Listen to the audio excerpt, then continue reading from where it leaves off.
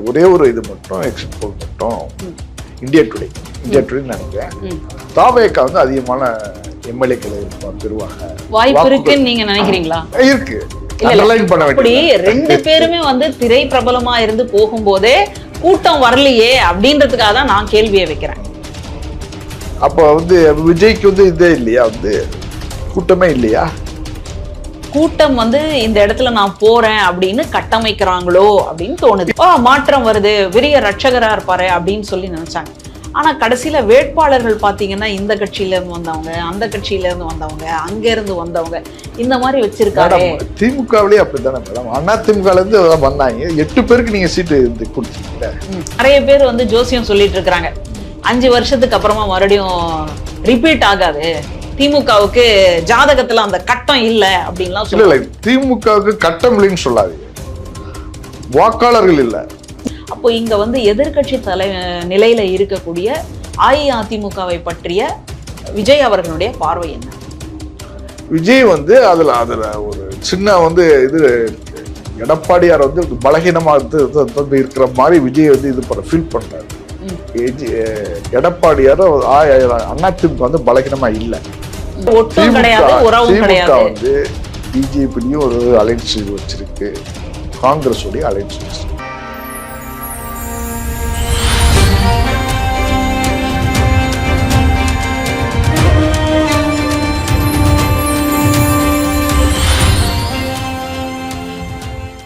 வாகை தமிழ் நேயர்களுக்கு வணக்கம். இன்னைக்கு ஒரு பரபரப்பான அரசியல் சூழல்ல நம்மளோட இன்னைக்கு விவாதிப்பதற்காக புதுமடம் ஜாஃபர் அலி வந்திருக்காங்க. அவங்கள நம்ம சந்திக்கலாம். வணக்கம். வணக்கம்மா, சொல்லுங்க. எப்படி போயிட்டு இருக்கு இப்போ தேர்தல் நிலவரம்? எக்ஸிட் போல எல்லாம் முடிஞ்சு இப்போ வாக்கு எண்ண வேண்டிய ஒரு சூழல்ல இருக்கிறோம். உங்களுடைய பார்வை என்னவா இருக்கு? தேர்தல் பிந்திய இந்த கருத்து கணிப்புல ஆல்மோஸ்ட் நியர்பை வந்து திமுக தான் வரும்னு சொல்லியிருக்காரு, ஆட்சி அமைக்குன்னு சொல்லியிருக்காரு. சரி, ஒரே ஒரு இது மட்டும் எக்ஸிட் போல் மட்டும் இந்தியா டுடே நினைக்கிறேன் தாவேக்கா வந்து அதிகமான எம்எல்ஏக்களை பெறுவாங்க. வாய்ப்பு இருக்குன்னு நீங்க நினைக்கிறீங்களா? இருக்கு. இன்னும் அவங்க களத்துக்கே வரல. இல்ல மேடம், அப்புறம் பிரச்சாரத்துல வேற நிறைய ரத்தாயிடுச்சு அப்படின்ற குற்றச்சாட்டு எல்லாத்தையும் பாக்குறோம். இதை தாண்டி எப்படின்னு அப்படி நீங்க சொல்லாதீங்க மேடம். கருத்து கணிப்பு மத்த கருத்து கணிப்பு நீங்க எதுவும் இல்லை இல்லையா, ஒத்துக்கிறீங்களா இல்லையா? இல்ல, கருத்து கணிப்பு வந்து ஒரு கியூரியாசிட்டி, அது வந்து ஃபெயிலியரா கூட இருக்கலாம்.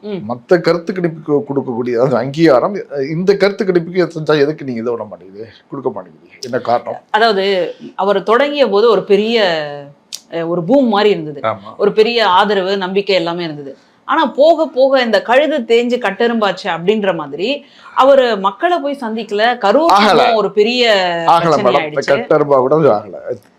தேர்தல் வந்து அன்னைக்கு பெரிய அளவுல அது பூகம்பத்தை வந்து இருந்துச்சு, பெரிய சவாலாக இருந்துச்சு. சரி, 75 வருஷம் இந்த கொண்ட ஒரு அமைப்புகளுக்கு, திமுக மாதிரி 75 வருஷம் 50 வருஷம் 60 வருஷம் கொண்ட அமைப்புகளுக்கு பெரிய சவாலா இருந்துச்சு. சரி, நம்பிக்கை அதிகமாக இருப்பவனுக்கு பிரார்த்தனைகள் அதிகமாக தேவையில்லைன்னுவாங்க ஒரு சாதாரணமா.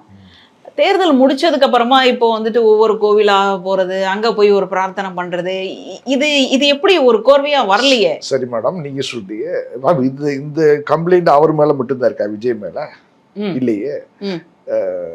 முக ஸ்டாலினுடைய மிஸ்ஸஸும் அதே மாதிரி இது கோயிலுக்கு போயிருக்காங்க, சில இடத்துல போய் இது பண்ணிருக்காங்க, பிரார்த்தனை பண்ணிருக்காங்க.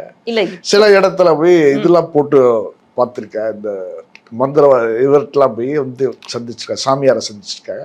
ஏன் நீ வந்து அவரை மட்டும் வந்து சொல்ல மாட்டேங்குது? அது கூட ஒரு நம்பிக்கையின்மைன்னு சொல்லலாமா? அதாவது நமக்கு வந்துட்டு யார் வேட்பாளராக வந்து யார் வந்து இந்த மாநிலத்தினுடைய முதல்வராக முகம் எடுக்கிறாங்களோ, தோற்றம் பெறாங்களோ, அவங்களதான் வந்து நம்ம விமர்சனம் பண்ணணும். அவங்க குடும்பத்துல இருக்கிறவங்க, அவங்க கூட இருக்கிறவங்க எப்படி இருக்கிறாங்க அப்படின்ற விமர்சனம் பண்ண வேண்டிய அவசியம் இல்லை இல்லையா?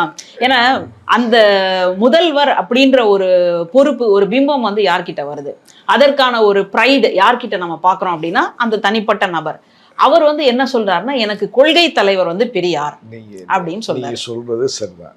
ஆனா திமுக பொறுத்த வரைக்கும் குடும்பம் தான் எல்லாமே, குடும்பத்துடைய வந்து ஆட்சி. அந்த அடிப்படைப்பட்டா ஒவ்வொரு குடும்பத்தாருடைய செயலும் உற்று வந்து கவனிக்கப்படுது. இப்ப நீங்க குடும்ப ஆட்சி அப்படின்னு சொல்ல எல்லாத்துலயும் வந்து அதிகாரங்கள் இருக்கு எல்லா அந்த குடும்பத்துக்குன்னு நம்ம வந்து நம்ம ஸ்டேட்ல தமிழ்நாடு ஸ்டேட்ல பெரிய அளவில் இது செலுத்துறாங்க, அதிகாரம் செலுத்துறாங்க. நீங்க அப்படிலாம் ஈஸியா வந்து இருக்க சொல்ல முடியாது என்ன. அப்புறம் ஒரு இது கேள்வி கேட்டல, இப்ப என்ன சொல்லுங்க. அதான் இப்ப இந்த சூழல்ல இவர் வந்துட்டு நம்பிக்கை இருக்கு அப்படின்னு சொன்னா இந்த மாதிரி கோவிலுக்கு போக வேண்டிய அவசியம் இல்லையே அப்படின்னு தான் நம்ம கேட்கிறோம். ஆனா நீங்க என்னடான்னா நம்ம வந்து ஒரு ஜனநாயக நாட்டுல யார் கட்சி தொடங்கணும், யார் கட்சி தொடங்கக்கூடாது, யார் ஜெயிக்கணும், யார் ஜெயிக்க கூடாது நம்ம சொல்ல முடியாது. மக்கள் தான் எஜமானர்கள். அப்ப அந்த சூழல்ல இவர் வந்து மக்கள் கிட்ட என்னவா இருக்காரு? இப்போ கரூர்ல வந்து பாதிக்கப்பட்ட அந்த மக்களை நேர்ல சந்திக்கலையே அப்படின்றது ஒரு பெரிய குற்றச்சாட்டு. அதுக்கப்புறமா கூட இவர் பிரச்சாரத்துக்கு நேர்ல வந்து சந்திச்சிருந்தா திரும்ப ஒரு ஆக்சிடென்ட் வந்து நடந்துச்சுன்னா அதோட விமர்சனம் ஆமா இல்லையா? இப்போ இன்னைக்கு கோவிலுக்கு வர்றதை பத்தியோ அங்க வந்து என்ன மாதிரியான கூட்டம் கூடுது? அப்புறம் தோழர் நல்லக்கண் ஐயா அவர்களினுடைய மரணத்தின் போது வந்து இருந்தார். அப்போ எத்தனை பேர் வந்து கூடியிருந்தாங்க? தன்னுடைய தோழியும் நடிகையுமாக இருக்கக்கூடிய த்ரிஷா அவர்களோட ஒரு கல்யாணத்துல கலந்துக்கிறார். அப்போ எத்தனை பேர் வந்து கூடிட்டாங்க சொல்லுங்க.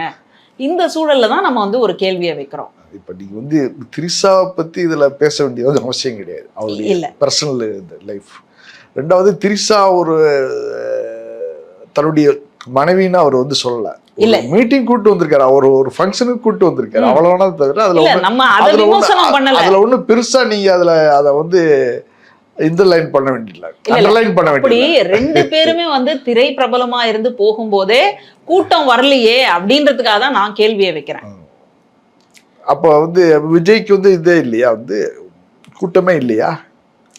கூட்டம் வந்து இந்த இடத்துல நான் போறேன் அப்படின்னு கட்டமைக்கிறாங்களோ அப்படின்னு தோணுது. இல்ல அப்படிலாம் நீங்க வந்து கட்டமைச்சுலாம் ஒரு பெரிய கூட்டத்தெல்லாம் வந்து இது சேர்க்க முடியாது மேடம்.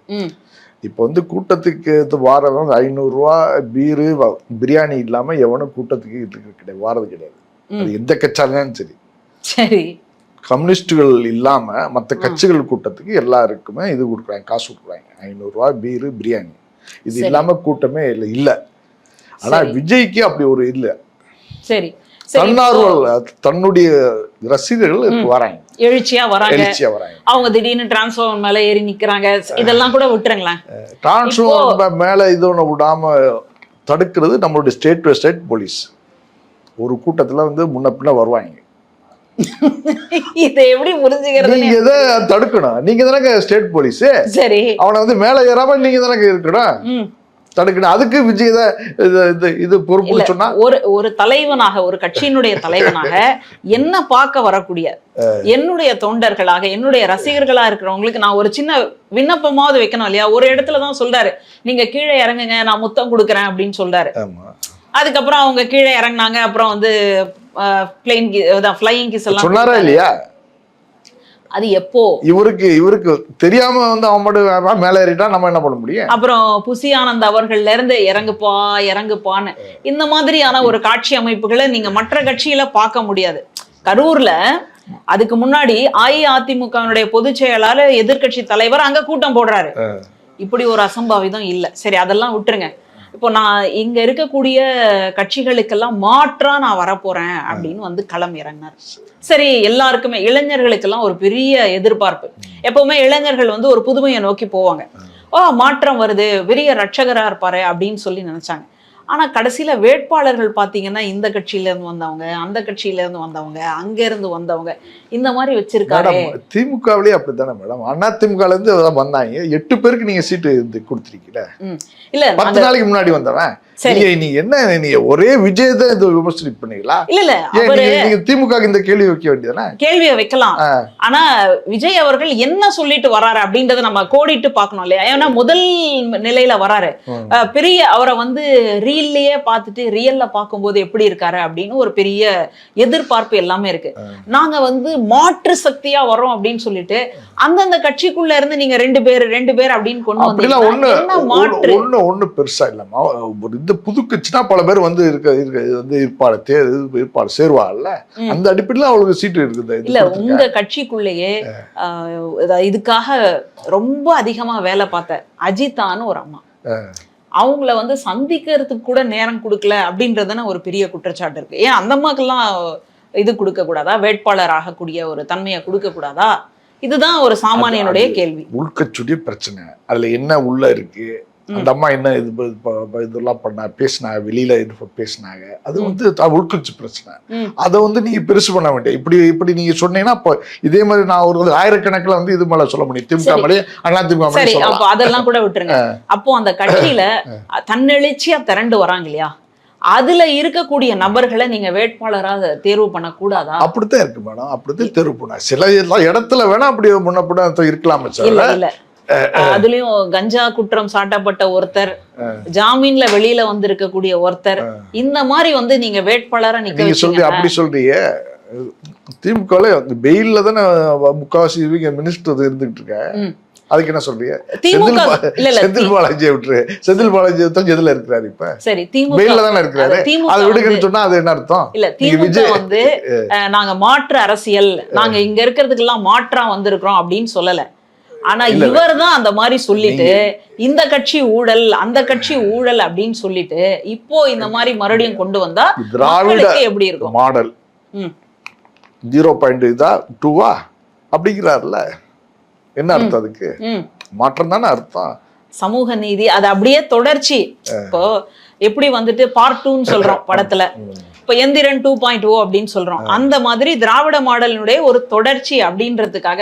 ஏன்னா நிறைய பேர் வந்து ஜோசியம் சொல்லிட்டு இருக்கிறாங்க 5 வருஷத்துக்கு அப்புறமா மறுபடியும் ரிப்பீட் ஆகாது, திமுகவுக்கு ஜாதகத்துல அந்த கட்டம் இல்ல அப்படின்லாம் சொல்ல. திமுகவுக்கு கட்டம் இல்லைன்னு சொல்லாது, வாக்காளர்கள் இல்ல, ஓட் பேங்க் வந்து அவளுக்குன்னு ஒரு நிரந்தரமான இது கிடையாது, ஓட் பேங்க் கிடையாது. இதுவே வந்து ஒரு அவதூறா இருக்குமோ? அவதூறுலாம் கிடையாது. யதார்த்த பார்த்தா 20 கட்சி அலையன்ஸோட தான் அவ வந்து தேர்தலில் வந்து சந்திக்கிறாங்க. நீங்க ஒரு 30 வருஷம் 40 வருஷத்துக்கு இடையில பார்த்தா எங்கேயுமே தனிச்சு நின்று தன்னுடைய இந்த பேங்க் வந்து ஓட் பேங்க் வந்து திமுக இது வரைக்கும் இது பண்ணவே இல்லை, நிரூபிக்கவே இல்லை. ஆமா, திமுக வந்துட்டு ஒரு கூட்டணியோட தேர்தலை வந்து சந்திக்குது. கச்சேரிக்கு போற மாதிரி போறாங்க தேர்தல் களத்துக்கு. தனியா மு.க. ஸ்டாலின் எங்கேயுமே போல, கலைஞரும் போல.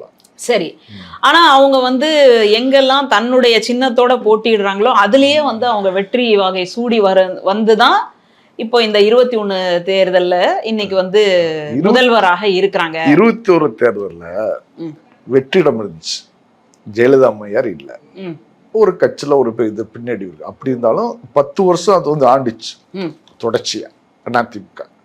அதோடைய இந்த ஓட்டுகள் இருக்கு, எதிர்ப்புகள் ஓட்டு. எப்பவுமே ஒரு ஆட்சி வந்து ரொம்ப நாள் இருந்துச்சுன்னா அதுக்கு உண்டான வந்து இந்த ஓட்டுகள் இருக்கு, எதிர்ப்பு ஓட்டு. அந்த அடிப்படையில் அதிமுக வந்து தோல்வியை வந்து தழுவிச்சு. அப்படி இருந்தாலும் 60க்கு மேற்பட்ட சீட்டுகள் பெற்றிருக்க, பலகீனம்னு சொல்ல முடியாது. எதிர்க்கட்சி அந்தஸ்து என்ன, அதையும் நீங்க சாதாரணமாக சொல்ல முடியாது. இல்ல, நம்ம வந்துட்டு அதை பத்தி இந்த கட்சி உயர்ந்ததா அந்த கட்சி தாழ்ந்ததா இதெல்லாம் பேசுறதுக்கு நம்ம வரல.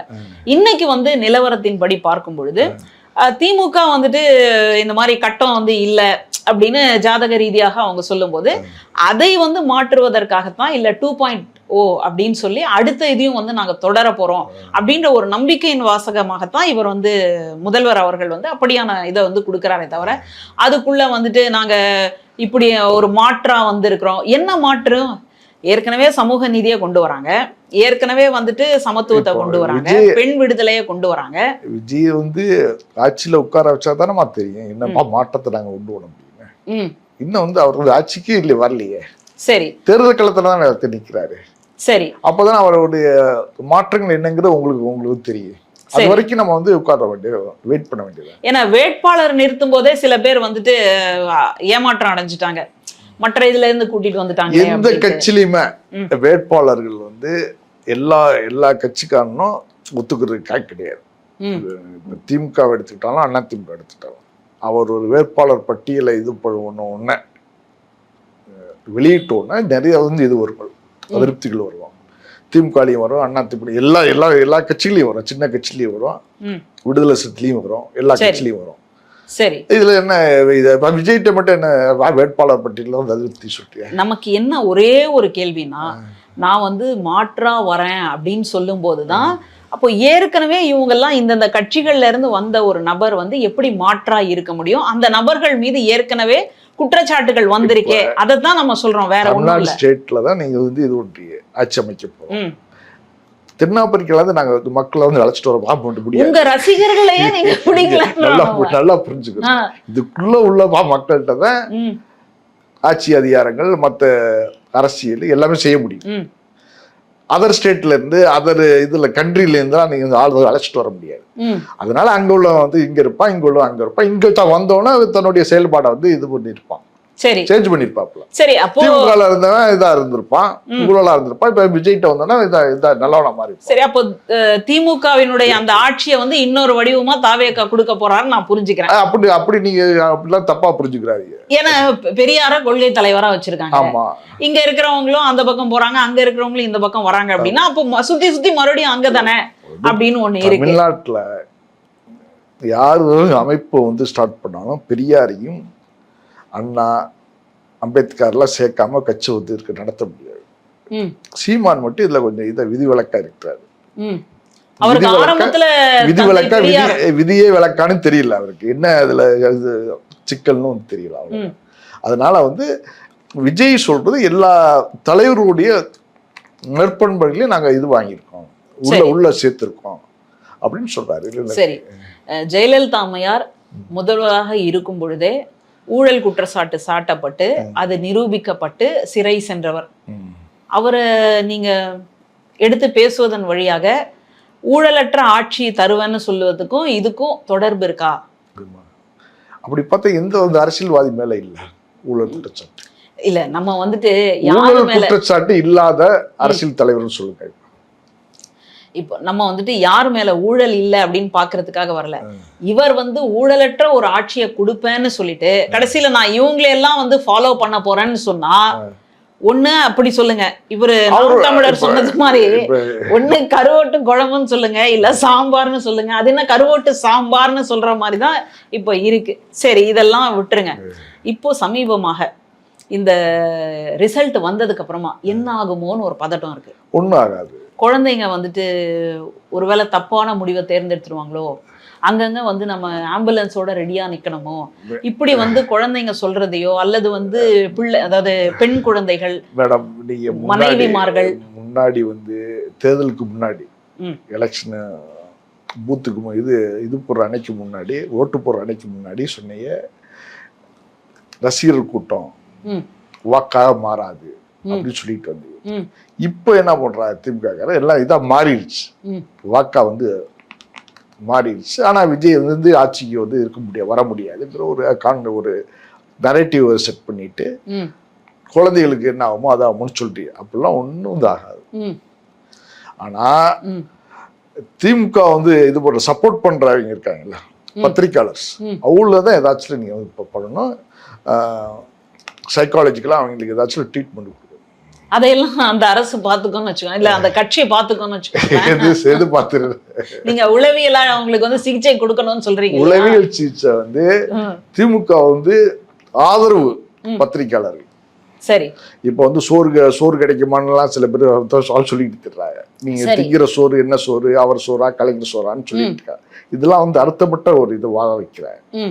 எலெக்ஷன் ஓட்டு, ஜனநாயகத்துல ஓட்டு வந்து முக்கியம்.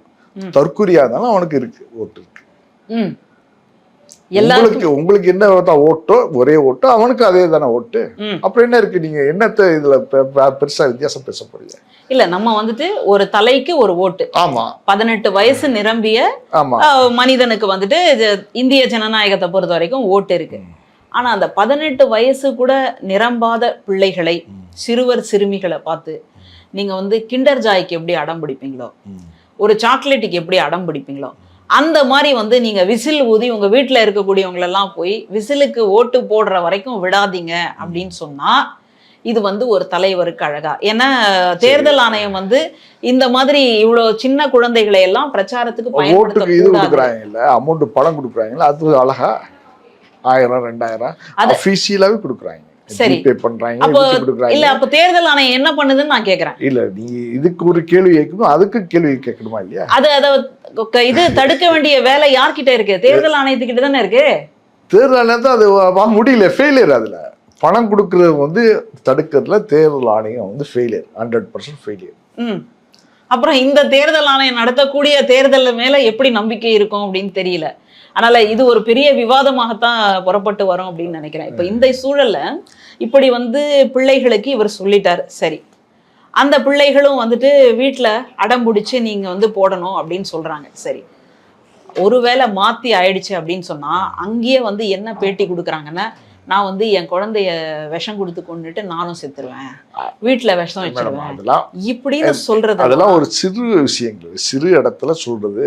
ஒரு சில பேர் சொல்றது அது ஒன்றும் பெருசு பண்ணக்கூடாது. நீங்க வந்து என்ன பண்றாங்க, இது மெயின் ஸ்ட்ரீம் மீடியாக்கள், சோசியல் மீடியாக்கள் என்ன பண்றாங்க, இது பெருசா வந்து எடுத்துட்டு போறான். அதான் மிஸ்டேக், தப்பு. சரி, யாரோ ஒருத்தர் சொல்ற ஒரு கருத்தை போய் நீங்க வந்து எல்லாருக்கும் இது பற்றி சொல்றீங்க. இல்ல, ஒரு நீதி அரசரே வந்து சொல்றாரு. என்ன சொல்றாரு அவர் வந்துட்டு, இந்த மாதிரி சொல்றது அப்படின்றது ரொம்ப ஒரு மோசமான போக்குதான். ஒரு வேளை தோத்து போயிட்டாங்க அப்படின்னு சொன்னா இறக்குறதுக்கான வாய்ப்பு இருக்குமோ என்னமோ, ஒரு பதட்டமா இருக்கு, இதை வந்து சரி பண்ணணும் அப்படின்னு.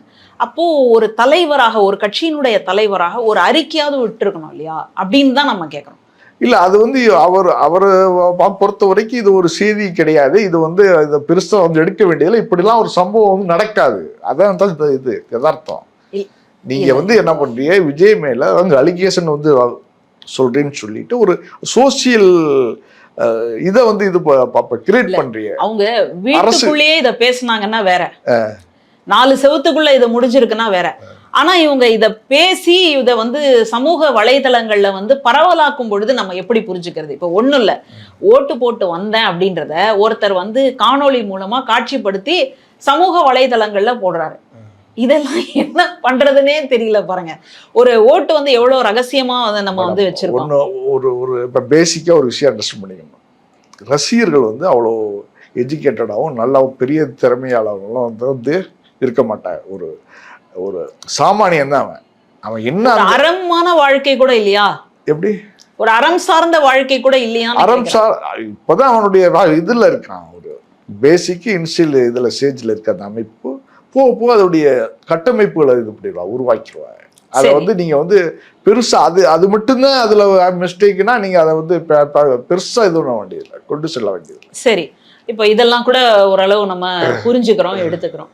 இப்போ தமிழ்நாட்டை பொறுத்த வரைக்கும் காங்கிரஸ்க்கு அப்புறமா திராவிட கட்சிகள் தான் மாறி மாறி ஆட்சியில இருக்கு. இப்போ இந்த சூழல்ல எதிர்கட்சியாக இருக்கக்கூடிய அஇஅதிமுக அதெல்லாம் ஒண்ணுமே இல்லை அப்படின்ற அளவுல தலைவர் விஜய் அவர்களினுடைய பேச்செல்லாம் அமையுது. ஏன்னா எனக்கும், அதாவது தாவேகாவுக்கும் திமுகவுக்கும் தான் போட்டி, இவங்க 2 பேருக்கும் தான் தேர்தல் அப்படின்னு சொன்னா, அப்போ இங்க வந்து எதிர்கட்சி நிலையில இருக்கக்கூடிய அஇஅதிமுகவை பற்றிய விஜய் அவர்களுடைய பார்வை என்ன? விஜய் வந்து அதுல ஒரு சின்ன வந்து இது இருக்கு. எடப்பாடியார் வந்து பலகீனமாக இருக்கிற மாதிரி விஜய் வந்து இது ஃபீல் பண்றாரு. எடப்பாடியார் அதிமுக வந்து பலகீனமா இல்லை. தமிழ்நாடு ஃபுல்லா ஒரு கட்டமைப்பை கொண்ட ஒரு கட்சி.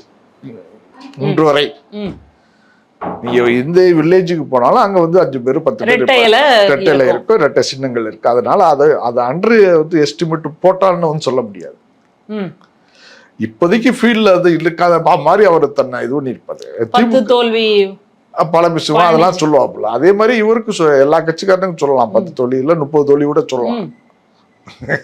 ஆனா அந்த ஒரு கட்சியே வந்துட்டு பூசி மொழிகிடுறாரோ, அது இல்லாம பண்ணிடுறாரோ, அப்படின்ற ஒரு இடத்துக்கு வராரோ அப்படின்னு பார்க்கும்போது பண்ண முடியாது. பிஜேபிக்கு வந்திருக்காரோன்னு. ஏன்னா பாஜகவு தான் கட்சியில, அதாவது ஒரு மாநிலத்துல இருக்கக்கூடிய 2வது அந்தஸ்துல இருக்கக்கூடிய கட்சியை முதல்ல காலி பண்ணுவாங்க, அதுக்கப்புறம் முதல்ல இருக்கக்கூடிய கட்சியை காலி பண்ணுவாங்க. தொடர்ந்து நீங்க பூச்சாண்டி வந்து பிஜேபின்னு சொல்லி அடுத்தவனுக்கு பூச்சாண்டி வேலை இருக்கு இல்லாம காட்டாம நீங்க சொல்லுங்க மற்ற கேள்விகள். சரி, அப்ப மகாராஷ்டிரால நடந்துதா இல்லையா? மாநில கட்சிகளை அழிக்கக்கூடிய வேலையை பாஜக வந்து பண்ணுச்சா இல்லையா? சரி, அந்த அடிப்படையில இப்போ அஇஅதிமுக வந்து தேமுக இத விஜயகாந்த் கட்சி வந்து அழிச்சுச்சா இல்லையா? அது சொல்லுங்க. அவங்களே கூட்டணியில இருக்காங்க. இல்ல அப்ப இருக்கிறாங்க. முன்னாடி வந்து அழிச்சுச்சா இல்லையா? அங்க இருந்த எம்எல்ஏக்கெல்லாம் அழைச்சிட்டு வந்துட்டாங்க. விஜயகாந்த் வந்து இது பண்ணல, காலி பண்ணல. திமுக பங்கு பெரிய பங்கு இல்ல. அதனால நீங்க வந்து இன்னொரு கட்சி வந்து இதெல்லாம் சாப்பிடத்தான் பார்ப்பாங்க. அதையும் மீறி தான் அவங்க அமைப்பு இருக்கணும். இல்ல அதாவது மாநிலத்தை பொறுத்த வரைக்கும் ஒரு புதிய கட்சி தொடங்குறதுலயோ அல்லது வந்து ஒரு கட்சி வந்துட்டு பரிமளிச்சு வர்றதுலயோ வந்துட்டு பிரச்சனையே இல்லை. நாம எந்த அளவுக்கு நம்முடைய சாதனைகளை வந்து மக்கள் கிட்ட கொண்டு போய் சேர்த்தோம் அப்படின்றதுல வந்து திமுக ரொம்பவே முனைப்போடு தான் செயல்படுது அப்படின்னு தான் சொல்லணும். இல்லாட்டி பெண்களுக்கான ஒரு திட்டம், இளைஞர்களுக்கான திட்டம், கல்வி திட்டம், அடுத்தது வந்து கொரோனா காலங்கள்ல பெற்றோர்களை இழந்த குழந்தைகளுக்கு கூட வைப்பு நிதி வைக்கக்கூடியது, இப்படின்னு போயிட்டே இருக்குன்னு கொரோனா காலத்துல எடப்பாடி சார் தான் ரொம்ப ரொம்ப திறம்பட வந்து இது செயல்பட்டாரு. அது இதுக்கு மறுக்க முடியாது. கொரோனாக்கு அப்புறம் தான் நீங்க வந்து ஆட்சிக்கு வந்தீங்க. இல்ல, ரெண்டாவது அலையின் போதே அவர் வந்து ரெண்டாவது அலை தான் மோசமான அலை. முதல் அலையை வந்து ஃபேஸ் பண்ணது அவர் தான். புரியாத காலம் கொரோனா என்னங்கிறது புரியாத ஒரு புதிரில தான் இவர் ஆட்சி செஞ்சார். எடப்பாடி கரண்டியும் தட்டை எடுத்து மணி அடிச்சா போதும், இது சென்ட்ரல் கவர்மெண்ட். அதான் அப்படி எல்லாம் சொன்ன ஒரு காலத்துலதான் நீங்க திடீர் பிஜேபி போறது எங்களுக்கு ரொம்ப அச்சமா இருக்கு. கூட்டணியில இருக்காங்க இல்லையா, அதுக்காக சொல்ல வேண்டியதா இருக்கு. கூட்டணியில திமுக தானே இருந்துச்சு, பிஜேபி கூட்டணி இல்லைன்னு சொல்ல முடியுமா? அது ஒரு காலத்துல அப்போ இருந்த இதுக்கும் அவங்க வைத்திருந்த கொள்கைக்கும் இப்போ அவங்க எடுக்கக்கூடிய முன்னெடுப்புகளுக்கும் நிறைய வித்தியாசம். அப்போ என்னவா இருந்தாங்க அப்போ வந்துட்டு இவங்க வாஜ்பாய் அவர்களினுடைய காலத்துல இந்த அளவுக்கு மாநில உரிமை பறிப்பு அப்படின்றது இல்லை. நான் கட்சின்னு இருக்கும் பொழுது வேற, இப்போ வந்து பிரதமர்னு இருக்கக்கூடிய வேற அப்படின்னு மேடம். வாஜ்பாய் பீரியட்ல அவங்களுக்கு மெஜாரிட்டி இல்லை. பிஜேபி தன்னுடைய சித்தாந்தத்தை அமுல்படுத்துறதுக்கான அதை வந்து சட்ட வடிவமாக்குறதுக்கு அவளுக்கு மெஜாரிட்டி இல்லை. சரி, அதனால வந்து கூட்டணி கட்சியுடைய தயவுள்ளது அங்க இருந்தாங்க. இப்போ எப்படி இருக்கு பிஜேபி? எப்படி இப்போவும் அதே மாதிரி தானே இருக்கு இப்போ. ஆனா வந்து இந்த ஒரு இது போன வந்து ஆட்சி காலத்துல நல்லா ஸ்ட்ராங்கா தானே இருந்தா. ஆமா, அப்பதானே எல்லா சட்டத்தையும் எல்லா சட்டங்களையும் அஇஅதிமுக ஆதரிச்சுது. அது அஇஅதிமுக ஆதரிச்சு சிஏல இருந்து என்ஆர்சில இருந்து உதயமின் திட்டத்துல தேமுதிக ஆதரிச்சுச்சா? அப்ப இப்போ வந்து இதுல வந்திருக்கு திமுக அலைன்ஸ்ல இருக்க. நீங்க அதை சொல்லுங்களா? தவறுன்னு சொல்லி திருந்தி வந்துட்டாங்க. எப்படி திருந்துறாங்க? ஒன் டே முன்னாடி திருந்துறாங்களா? இப்ப அதிமுகவிலேயே நீங்க சொல்லுங்க மேடம், ஒன் டே முன்னாடி இருக்க திருந்துறாங்களா? இப்போ இவங்க இந்த பக்கம் வந்ததுக்கு அப்புறமா மறுபடியும் அதை சார்ந்து பேசினாங்க அப்படின்னா நம்ம வந்து கேட்கணும். இப்ப அதிமுக எடப்பாடி அவர்கள் என்ன சொன்னாங்க? ஒரு விஷயம், இனிமேல் ஒட்டும் கிடையாது, உறவும் கிடையாது. வந்து பிஜேபியும் ஒரு அலைன்ஸ் வச்சிருக்கு, காங்கிரஸ் உடைய அலைன்ஸ் வச்சிருக்கு. பாதி வந்து இது காங்கிரஸ், பாதி வந்து இப்ப பிஜேபியோட அலைன்ஸ். பாதின்னு சொல்ல முடியாது, கதறு பாதி காவி. இல்ல, பிஜேபி அலைன்ஸ் வச்சிருக்கு. ஒரு கட்டத்துல நல்லா அண்டர்ஸ்டாண்ட் பண்ணீங்க. தேமுதிக இதுல உள்ள சேர்த்து விட பிஜேபி இன்ஃபுளுன்ஸ் தான். சரி, பிஜேபி இன்ஃபுளுன்ஸ் இல்லாம உள்ள சேர்க்க முடியாது. அப்புறம் வந்து ஒரு 5-6 இடத்துல வந்து இந்த சிறு கட்சிகளுக்கு சீட்டு கொடுத்துருக்கு. அது எல்லாமே பிஜேபியுடைய அது ஆதரவு வந்து அமைப்புகள் தான். நத்தத்துல ஒருத்தருக்கு சீட்டு கொடுத்துருக்காரு, அவர் ப்ரோர் வந்து பிஜேபி ஆளு, திமுக தான் கொடுத்துருக்கு. சரி, மறைமுகமா திமுக வந்து பிஜேபியோட அலைன்ஸ். அப்புறம் வந்து இந்த மாதிரி அலையன்ஸா மறைமுகமான கூட்டணியா இருந்திருந்தால் இப்போ மகளிர் மசோதாவை முன்னிட்டு ஒரு ரொம்ப மோசமான ஒரு மசோதா கொண்டு வந்தாங்க பாருங்க. அதாவது தொகுதி மறுசீரமைப்புன்னு. அந்த நகலை எரிக்க வேண்டிய அவசியம் என்ன? அரசியல் காரணம் மேடம். இல்ல இப்போ நம்ம பிஜேபியை பத்தி சொல்லும் போது எந்த வழியாக இந்த போதை கலாச்சாரம் உள்ளுக்குள்ள நுழையுது அப்படின்னு பாத்தீங்கன்னா துறைமுகங்கள் வழியாக. எங்க துறைமுகம்னு பாத்தீங்கன்னா குறிப்பாக வட மாநிலங்களே இருக்கக்கூடிய துறைமுகம். அந்த துறைமுகம் வந்து யாருடைய கட்டுப்பாட்டுல இருக்கு? இந்த மாதிரி செயினா ஒரு லிங்க் எல்லாம் சொல்லாதீங்க. தமிழ்நாடு ஸ்டேட் உங்களுடைய இதுல கண்ட்ரோல் இருக்கு, எல்என்ஓ உங்களுடைய கண்ட்ரோல், போலீஸ் வந்து ஸ்டேட் போலீஸ், அவர் தான் நம்ம நிப்பாட்டணும். எங்க இருந்து வேணா வந்துட்டு போகுது. அப்போ வர்றத வந்து நீங்க தடுக்க வேண்டிய கட்டாயம் நம்ம ஸ்டேட்டுக்குள்ள நம்ம நிப்பாட்டணுமா இல்லையா? ஒன்றிய அரசினுடைய கட்டுப்பாட்டுல இருக்கக்கூடிய துறைமுகத்தின் வழியாக இது ரொம்ப ஈஸியா வந்து வெளியில இருக்கு. எங்க இருக்கு ஒன்றிய அரசுடைய துறைமுகம்? எங்க வந்து இதுல இருக்கா? இது துறைமுகம் யார் கட்டுப்பாட்டுல இருக்கு? துறைமுகம் மத்திய அரசு மேடம். ஆனா இதுல வரும்போது நீங்க தானே இது பண்றீங்க, அது கண்ட்ரோல் இருக்குமா? அங்க இருந்து வட மாநிலங்கள்ல இருந்து வரும்பொழுது வெளியில வந்து அந்த இந்த துறைமுகத்தை விட்டு வெளியில வந்துச்சுன்னா நம்மளுடைய இது போலீஸ் பிடிக்கலாம்ல. இப்ப கூட அதான் இப்ப கூட வட மாநிலத்துல வந்து ஒரு பையன் வந்து ஒரு இளைஞர் ராமேஸ்வரம் போறதுக்கு ரயில்ல வந்திருக்காரு. எக்மோர்ல நின்னு இருக்கு. அவருடைய அந்த இளைஞருடைய முகத்தை பார்த்த உடனே காவல்துறைக்கு ஒரு சந்தேகம். உடனே பிடிச்சி என்னன்னு பார்த்தா அதுல வந்து புகையிலை அப்படியே இருந்திருக்கு. அதை வந்து பறிமுதல் பண்றாங்க. அப்போ அங்கேருந்து வந்து புறப்பட்டு வர்றவங்கள இந்த மாதிரி பார்த்து நம்ம பண்றோம்.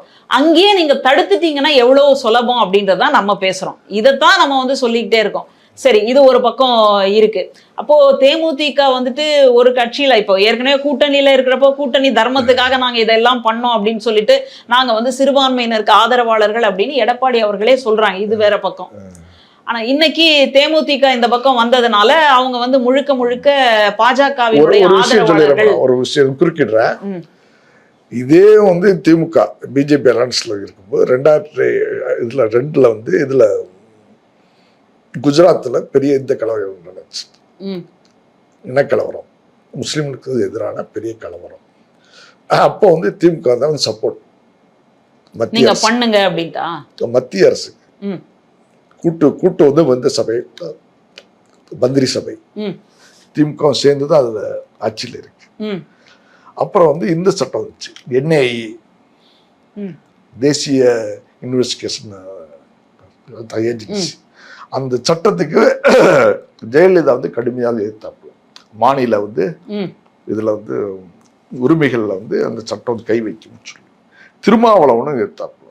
திருமாவளவனை இது முஸ்லீம்கள் வந்து குறி வச்சுதான் இந்த அமைப்பு வந்து இது உண்டு பண்ணப்படும் சொன்னாரு திருமாவளவன். அதுக்கு வந்து திமுக அதை சப்போர்ட் பண்ணிச்சு. அதுக்கு என்ன காரணம்னா அவங்க அலையன்ஸ்ல இருக்காரு. இல்ல இந்த கருப்பு சட்டங்களை வந்துட்டு இது வந்து கடுமையான சட்டம் மேடம். என்னையினால இன்னைக்கு வந்து சிறுபான்மையினரை பெரிய அளவில் இது பாதிக்கப்படுறாங்க. கருப்பு சட்டங்களை நிச்சயமாக திமுக ஆதரிக்காது, ஆதரிச்சும் இருக்காது. ஆதரிச்சு மேடம் இருக்காது மேடம். அத வேற மாதிரியா ப்ரொஜெக்ட் பண்ணிருப்பாங்களே தவிர அது நிச்சயமாக ஆதரிச்சு இல்ல. நீங்க அப்படி சொல்லாதீங்க. ஆதரிச்சுக்க அது வந்து ரெக்கார்டு ஒண்ணு அதுல இதெல்லாம் கிட்ட மாற்று கருத்து கிடையாது. நீங்க கூட இன்னைக்கு கூட வந்து இதுல போய் கூட தேடி பார்க்கலாம். தரவுகள் இதெல்லாம் நான் வந்து அனுப்புறேன் உங்களுக்கு. இல்ல அது வந்து வேற மாதிரியாக தான் ப்ரொஜெக்ட் செய்யப்பட்டிருக்கும் அப்படின்னு நான் சொல்றேன். என்ன வேற மாதிரி மேடம்? அதுல வந்துட்டு ஆமா இந்த சட்டம் வந்து சரியான சட்டம், இத வந்து ஆதரிங்க அப்படின்னு ஒரு நாளும் திமுக சொல்லி இருக்காது. என்ன மேடம் நீங்க திமுக கூட்டணியில இருந்திருந்தனால இல்ல குழுவ பேசுற மாதிரி இருக்கு. நான் வந்து இது நிறைய நினைச்சு பேசிட்டு இருக்கேன். நீங்க குழுவ பரப்பு எல்லாரும் மாதிரி பேசுறாங்க. இல்ல நான் என்ன சொல்ல வரேன் அப்படின்னா, அவங்க வந்து அந்த கூட்டணியில இருக்கிறதுனாலயே அதுக்கு வந்துட்டு ஆதரவு தெரிவிச்சிருப்பாங்க அப்படின்னு சொல்லக்கூடியது வந்து தவறான ஒரு வாதமா நான் பாக்குறேன்னு சொல்ல வரேன். வேற ஒண்ணும் இல்ல. சரி, இப்போ இந்த சூழல்ல தான் இதே மாதிரி வந்து சிஏக்கு எடப்பாடி கொஞ்சம் இது விளக்கம் தருவாரு. அதையும் நீங்க ஒத்துக்கிறீங்களா? சிஏ எதுக்காக நான் வந்து இது பண்ணேன் சப்போர்ட் பண்ணேன்னு நீங்க இப்ப வந்து சொன்னீங்களா? அதே மாதிரி அதையும் நீங்க ஒத்துக்குங்க. இல்ல அவர் அதை சொல்லி இப்போ நான் வந்து உங்களுக்கான ஆதரவாளரா மாறி இருக்கிறேன் அப்படின்னு சொல்லி பாஜகவோட ஒட்டும் கிடையாது உறவும் கிடையாது அப்படின்னு சொல்லி அவர் வந்து தனிச்சு வந்து ஒரு தேர்தலை சந்திச்சு அதுக்கப்புறம் பாவம் அந்த சொல்லக்கூடாத ஒரு வார்த்தை தான், அப்படியே அவரை கெட்டியா புடிச்சு வச்சிருக்கிற மாதிரி ஒரு கூட்டணியில இணைச்சிருக்கிறாங்களோ அப்படின்னு ஒரு சந்தேகம் தான் நமக்கு வந்து தோணுச்சு. அதனால பாஜகவை வச்சு நம்ம வந்து பூச்சாண்டி காட்டுறதுக்குலாம் ஒண்ணுமே இல்ல. 50 சீட்டு வந்து இந்த தந்துட்டாரா பாஜகவுக்கு? பயந்து போய் 60 சீட்டு 70 சீட்டு கொடுத்தாரா? கொடுக்கல. தமிழ்நாடினுடைய பல்ஸ் வந்து 28 சீட்டு தான் கொடுத்தாரு. அப்ப பிஜேபி இன்ஃப்ளூயன்ஸ் அதுல தான் இல்ல. தமிழ்நாடுடைய பல்ஸ் வந்து இப்போ பிஜேபிக்கு வந்து புரிஞ்சிருச்சு. அதனால இன்னைக்கு கொஞ்சம் சரி நம்ம தேர்தல் வரைக்கும் இன்னொன்னு கூட சொல்லலாம். நீங்க விட்டுட்டீங்க, நான் ஒண்ணா சொல்றேன். பிஜேபியுடைய பிரச்சாரம் வந்து இந்த தேர்தலில் அவ்வளவா இல்ல. பாத்தீங்களா? ஆமா, ஏன்னா தமிழ்நாட்டினுடைய பல்ஸ் வந்து அவங்க புரிஞ்சுக்கிட்டு பிரச்சாரம் இல்ல. அது அதிமுகவுக்கு இதான் நெகட்டிவ் ஆயிரும் சொல்லி அப்ப புரிஞ்சிருச்சு அவங்களுக்கு. பாஜக வந்து நீங்க தான் புரியணும். நான் உங்களுடைய புரிதலுக்கு சொல்றேன், என்னுடைய புரிதலுக்கு சொல்லல, உங்க புரிதலுக்கு சொல்றேன். பிஜேபியோட அவர் கொஞ்சம் இதாத்தான் இருக்கிறாரு, எட்டமாத்தான் இருக்கிறாரு. ஒன்னும் பெரிய அளவுல அவருடைய அங்க பைண்டிங்லாம் இல்லை அவருக்கு. அதே சமயத்துல ஏதோ ஒரு நிர்பந்தத்தின் காரணமா அவர் வந்து அலைன்ஸ் வச்சிருக்காரு. இது வந்து மாநில இந்த சைடு வந்து திமுக வந்து தேசிய கட்சியோட ஒரு அலைன்ஸ் வச்சிருக்கு, அந்த சைட ஒரு பிஜேபி வச்சிருக்கு. அவ்வளவுதான். இது வந்து தேர்தலில் ஒரு இதுதான் தவிர கூட்டணியை தவிர வேற ஒண்ணும் கிடையாது. நமக்கு கூட கூட்டணியில எந்த கட்சி போகுது அப்படின்றத பத்தி நம்ம யோசிக்கல. ஆனா மாநில உரிமை, அப்புறம் மாநிலத்துக்கு தர வேண்டிய நிதி இதெல்லாம் வந்துட்டு தடைப்படுதே அப்படின்னால்தான் நம்ம மறுபடியும் அந்த கட்சியை பத்தி நம்ம பேசணும். மாநில உரிமை அது இதுன்னு பேசினா நான் கச்சதீவை பத்தி சொல்ல வேண்டியிருக்கு, அது பெரிய லென்த்தா போயிடும். ஆமா, மாநில உரிமைன்னு சொல்லியிருந்தா அப்புறம் நான் இதை பத்தி கச்சதீவு வந்து ரொம்ப பெரிய ஒரு நீட்டு இதெல்லாம் இருக்கு. இது வரைக்கும் நீட்டுக்கு நம்ம போராடிட்டு தானே இருக்கிறோம். ஆனா கையெழுத்து போட்டது யாருன்றதையும் சேர்த்து நீங்க வந்தோன்னு அதை நிப்பாட்டின்னு தானே சொன்னீங்க. ஆமா, எடுத்துருன்னு சொன்னீங்க. என்ன நம்பிக்கை இருந்தது அப்படின்னா திமுகவை பொறுத்த வரைக்கும் நிச்சயமா ஒன்றியத்துல வந்து காங்கிரசினுடைய ஆட்சி வரும். திமுக வந்து இது ரெண்டையுமே நீட்டுக்கு இந்த சென்டர் வந்து ஆரம்பிச்சிச்சு. தமிழ்நாடு ஃபுல்லா ஸ்டூடெண்ட் இருக்கு படிக்கிறதுக்கு பயிற்சி மையங்களை ஆரம்பிச்சிச்சு. இந்த சைடு நீட்டி வந்து எதிர்த்துச்சு. ஆமா, அண்டர்ஸ்டாண்ட் பண்ணிட்டீங்களா? அதே மாதிரி கையெழுத்து இயக்கமும் நடத்தினாங்க, எல்லாமே நடத்தினாங்க. இந்த சைடு வந்து பயிற்சி முகாம்கள் இருக்குல்ல, நீட் பயிற்சி முகாம் தமிழ்நாடு ஃபுல்லா இருக்கு இப்போ. ஆமா, அது வந்து திமுக பீரியட்ல தான் வந்து அதிகமாச்சு. ஆமா, திமுக வந்து அதிகப்படுத்துச்சு. அப்போ ரெண்டுமே சரி, எதுக்குறியே அதுக்கு வந்து ஆதரவாகவும் நீங்க எஸ்ஐஆர் வந்து எப்படி எதிர்த்தாங்க, அதே போல அரசு இதுல வச்சு அதுக்கு வந்து எல்லாம் சப்போர்ட் பண்ணி. அதனால ஒருத்தரும் வக்ஃப் போர்டு சட்டத்தை கூடாது இல்ல, வக்ஃப் போர்டு சட்டத்தை கடுமையாக ஏத்திய. ஆனா வக்ஃப் போர்டு சட்டத்தை முதல்ல இந்தியாவில் வந்து அமுல்படுத்துது நம்ம அரசு தான், முக ஸ்டாலின் திமுக தான். என்ன ஒன்றின்னு கேட்டா எதுக்குறியே சப்போர்ட் பண்றீங்க, எதுக்குறியே சப்போர்ட் பண்றீங்க, வழக்கெல்லாம் தொடுக்கிறது எல்லாமே அரசு. ஆமா, எல்லாமே பண்றீங்க மேடம். அதனால அந்த முடிவுகள் வரும். ஆபரேஷன் சக்சஸா பண்றீங்க. ஆனா வந்து பேஷண்ட் இல்லாம செத்து போறான். அதான் உங்கள்கிட்ட உள்ள மிஸ்டேக். ஆபரேஷன் கிளீனா பண்றீங்க, போட்டு தைக்கிறது வெட்டுறது எல்லாமே செய்றீங்க. இதுல கடைசியில பார்த்தா பேஷண்ட் இல்ல, செத்து போறாங்க. நீங்க வந்து இவ்வளவு அதிருப்தி எல்லாம் பேசிட்டு இருக்கீங்க.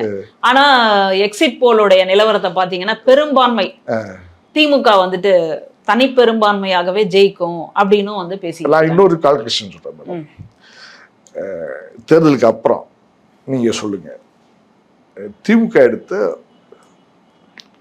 பெர்சன்டேஜ் என்ன, திமுகவுக்கு எகென்ஸ்டான எவ்வளவு இது வந்திருக்கு, எல்லாத்தையும் மொத்தமா போட்டு இது எல்லாமே திமுக எதிர்ப்பு ஓட்டு. சரி, எதிர்ப்பு ஓட்டுன்னு பாத்தீங்கன்னா இது கொஞ்சம் வந்து அதிகமா இருக்கும், பெர்சன்டேஜ் 65 கிட்ட வரும். சரி, திமுக வந்து 35-32க்குள்ளதான் இது அமைக்கும், ஆட்சி அமைக்கும். 38-32 இதுக்குள்ள சதவீதத்துக்கு அந்த ஆட்சி அமைக்கும். சரி, எதிர்ப்பு ஓட்டுகள் தான் அதிகமா இருக்கும். சரி, ஆனா இந்த ஜனநாயக இதுபடி அந்த வீதாச்சார இது வந்துச்சுன்னா இந்தியாவில் வீதாச்சாரம்னு ஒரு இது இருக்கு, இந்த முறை இருக்கு, தேர்தல் முறை இருக்கு. அதுல வந்து அது அதிகப்படியான இது வரும், திமுக வர முடியாம கூட போகலாம்.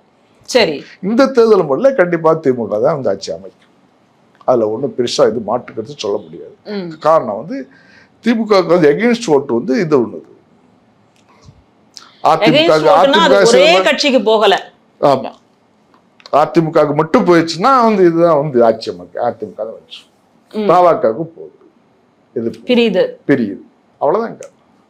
நாம் தமிழர் கட்சிக்கு இளைஞர்களுடைய ஓட்டு வந்து அதிகமா போயிட்டு இருந்தது. இப்போ அது கொஞ்சம் யூட்டர்ன் பண்ணி தாவேகா பக்கம் வந்துடுச்சு அப்படின்னு சொல்றாங்க. இதுக்கு நடுவுல சசிகலா அம்மையார் வந்து துரோகம் செய்தவர்களுக்கு எல்லாம் பாடம் புகட்டணும். நாம் தமிழர்கள் வந்து இந்த தேர்தலில் வந்து ஒரு சைடு ஆக்டர் தான். இப்பதான் அவங்க வந்து மெயின் ஆக்டருக்கு கொண்டு வராங்க. அவ வந்து ஒரு சைட்ல இருப்பா, அவ எதுக்கு இது நடத்துறா, தேர்தல் நடத்துறா போனாங்கன்னா நிச்சயமாக்குது வெளிச்சம். மற்ற பேருக்கு ஒருத்தருக்கு அது இருக்க தெரியாது. வேட்பாளர் டிப்பாட்டுறது எதுக்காண்டி அந்த 50% பெண்களுக்கு அப்படின்னு சொல்றாரு. ஆமா ஆமா, 50% என்ன 75% கூட பெண்களுக்கு கொடுக்கலாம். எம்எல்ஏ வந்து ஆக போறது கிடையாதுல்ல, அதனால கொடுக்கலாம். சசிகலா அம்மையார் வேற ஓட்டு பிரிக்கிறதுக்கு வராங்க, துரோகம் செய்தவர்களுக்கு வந்து பாடம் கொடுக்கணும்னு. இன்னொரு பக்கம் ராமதாஸ் ஐயாவும் வந்துட்டு மகன் வந்து இந்த மாதிரி பண்ணிட்டாரே அப்படின்னு சொல்லி அவர் ஒரு பக்கம் ஒரு புலம்பலை எல்லாத்தையும் பாக்குறோம். இதுக்கு நடுவுல தமிழக வாழ்வுரிமை கட்சியினுடைய பிரிவும் வேற இருக்கு. அதனால கொஞ்சம் ஓட்டு வந்துட்டு ஒரு பக்கம் ரொம்ப பெரும்பான்மை அப்படின்னு வருமா அப்படின்னு ஒரு சசிகலா சந்தேகம். அண்ட் இவர் டாக்டர் இவரெல்லாம் வந்து ராமதாஸ் ஐயா. ராமதாஸ்லாம் இதுல ஒரு காமெடி சீனாக தான் பார்க்கணுமே தவிர அது இப்போ மெயினில் அது ஒன்றும் பார்க்க வேண்டியதில்லை. அது ம். பெருசாக அவங்களுக்கு இதாகிடுச்சு. ஒன்றும் அவங்களுடைய ஆக்டிவிட்டீஸ்லாம் அவங்களுக்கு இது பெருசாக இல்லை, சொல்கிறக்கூடிய அளவுக்கு இல்லை. ஏதோ சரி. ஒரு அரசியல் மனப்பான்மையில் இருக்கிறாங்க. அப்போ இந்த முடிவுகள் அப்படின்றது ரொம்ப பெரும்பான்மைன்னு எதிர்பார்க்க முடியாதுன்னு சொல்ல வரீங்க. ஆமாம் ஆமாம். திமுக வந்து சந்தோஷமா அவங்க ஆட்சி அமைக்குமாங்கிறது கேட்டா அது இல்லை. ஒரு மாதிரியான அதுல ஒரு பொடி வைக்கிறீங்க. ஒரு மாதிரியான நெருக்கடியில வந்து ஆட்சி அமைக்கும், அவ்வளவுதான். சரி. இப்ப நீங்க சந்தோஷமா ஒரு விஷயத்த வந்து பண்றதுக்கு ஒரு நெருக்கடியில பண்றதுக்கு வித்தியாசம் இருக்கு. சரி. ஒரு நெருக்கடியில ஆட்சி அமைக்கும், அவ்வளவுதான். சரி, பாப்போம் 4ஆம் தேதி எப்படி பார்ப்போம். இருக்கு அப்படின்றத வணக்கம். பார்ப்போம். நன்றி. நன்றி.